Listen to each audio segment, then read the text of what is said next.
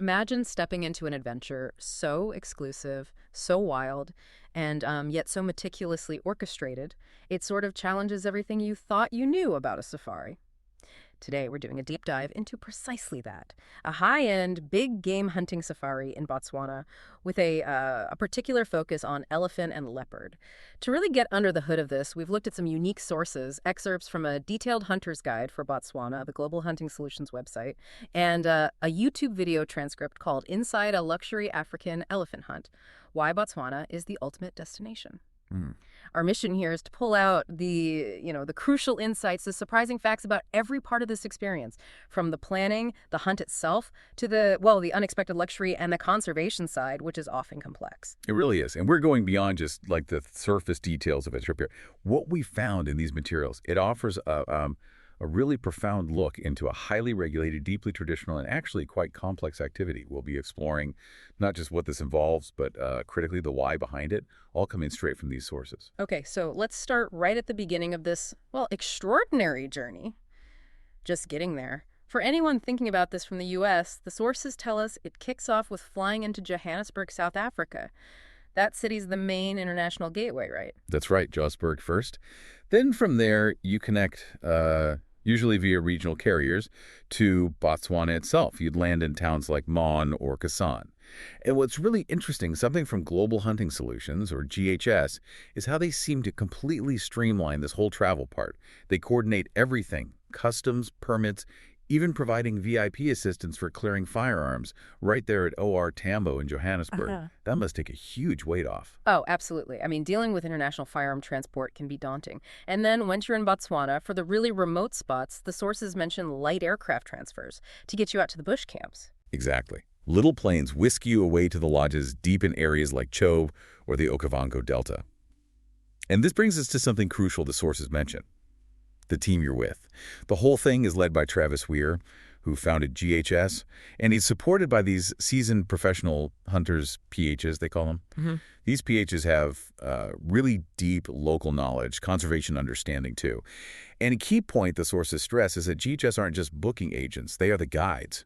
They spend serious time, boots on the ground, as they put it, scouting areas specifically for what they call super trophy animals. Super trophy. So they're really focused on finding the biggest or best examples. Seems like it. The sources suggest this intense prep is all about ensuring, exceptionally high success rates for their clients. They want you to find what you came for. Right. So once you've landed, you've met the team, you're out in the bush. What does a typical day, or rather the whole itinerary for an elephant and leopard safari look like? The sources lay out a pretty detailed plan. It can be like 10 days total, including travel, or stretch out to maybe 14, even 16 days. Yeah, the timeline varies.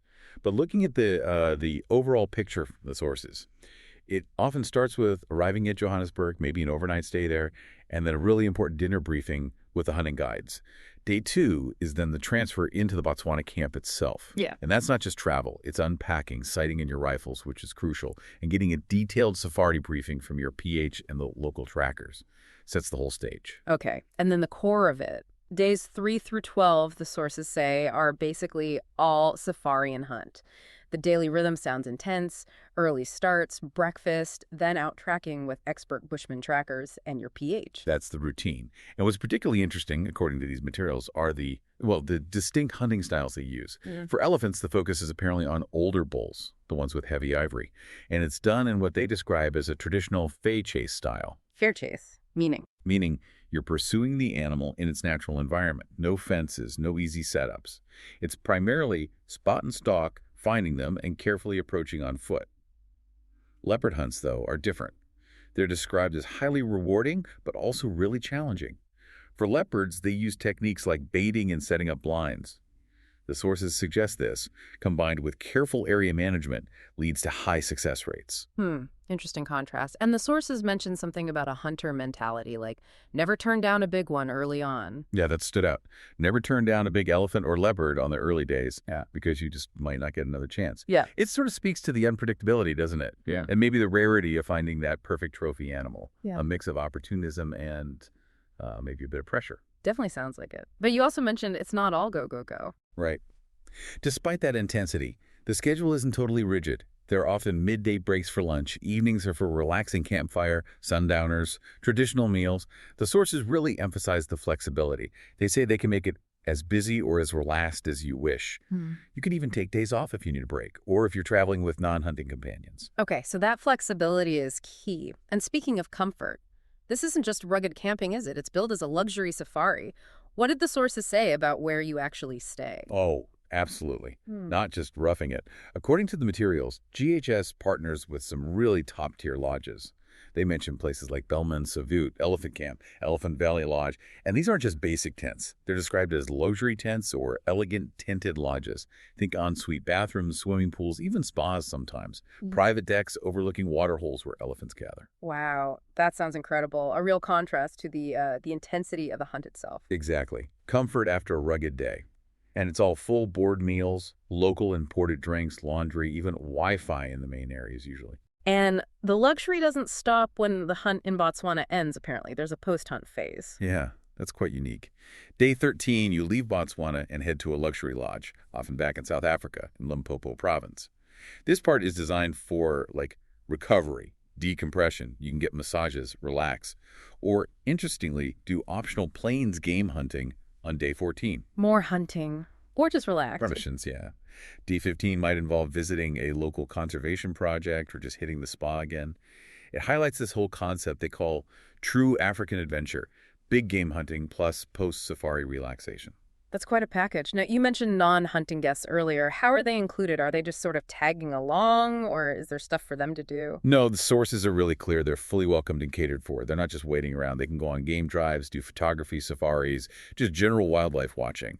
Spa days, cultural visits, like seeing sand bushmen rock art during downtime. It seems very inclusive. That's good to hear. Okay, let's shift gears a bit to perhaps the most debated aspect of this. Right. The ethics and conservation side, especially with elephants and leopards. What do the sources actually say? Right. This is crucial, and the sources address it head on. They explicitly state that GHS prioritizes what it terms ethical hunting. This is apparently achieved through a system of quotas, funding that goes towards conservation, and direct support for local communities living near the hunting areas. The YouTube transcript we looked at makes a particularly strong claim. It emphasizes that, quote, hunting pays for conservation in a way that ecotourism never could. That's a bold statement. How do they justify that? Well, the source cites issues like overpopulation, specifically mentioning elephants, as a problem that hunting helps manage. From their perspective, it also notes Botswana had that hunting ban, the moratorium on elephants, for about 12 to 15 years. And the reopening, according to these sources, suggests the government there came to see hunting as having a role in their conservation strategy again. So the argument presented is that it's regulated, it's managed, and it contributes financially. That's the core message from these materials, yes. The hunts are presented as being tightly regulated under Botswana law, guided hunts ensure compliance, and they adhere to international conservation standards like CITES. Okay, and the trophies themselves, once an animal is harvested. According to the sources, all harvested trophies are legally exported. They're professionally processed and shipped back home after the safari. This involves navigating those international rules, especially CITES, the Convention on International Trade in Endangered Species. You need import permits for elephant and leopard to bring them legally into your home country. And the sources say GHS assists their clients with all that complex paperwork, ensuring it's all above board. Right. Sounds like a complicated process they help manage. Okay, let's talk practicalities for a moment. Brass tacks. What kind of cost are we looking at for an experience like this? Yeah, the sources indicate it's a pretty wide range, maybe $15,000 up to $30,000, sometimes even more. It really depends on things like the specific trophy fees.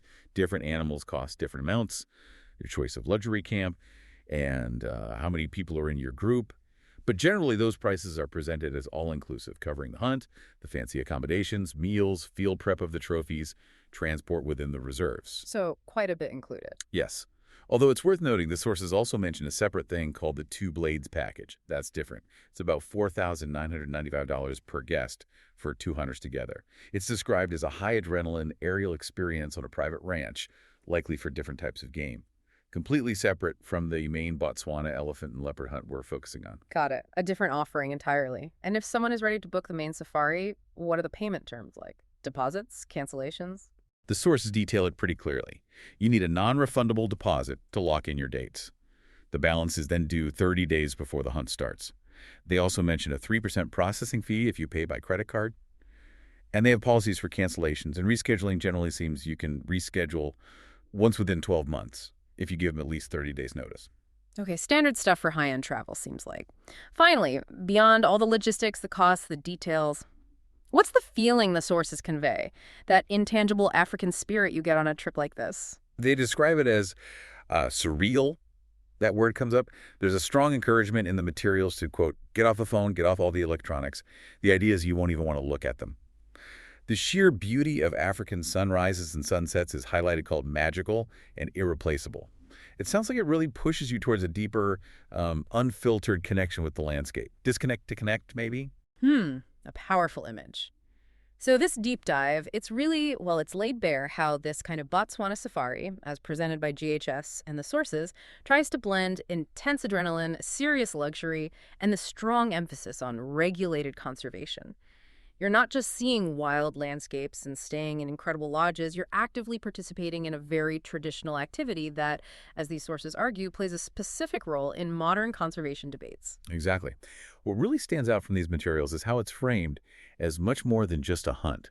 It's designed as this comprehensive, fully guided journey. For adventure, yes, but also for reflection, apparently, with every little detail taken care of. So thinking about all this, what does it mean for you, the listener? Well, I think this whole picture, as detailed in our sources, it really raises an important question for you to consider. How does understanding the specific economics, the logistics, and the stated ethical frameworks like the ones presented by GHS, how does that shape, or maybe even change, your perspective on activities like big game hunting and the role they're argued to play in global conservation efforts today?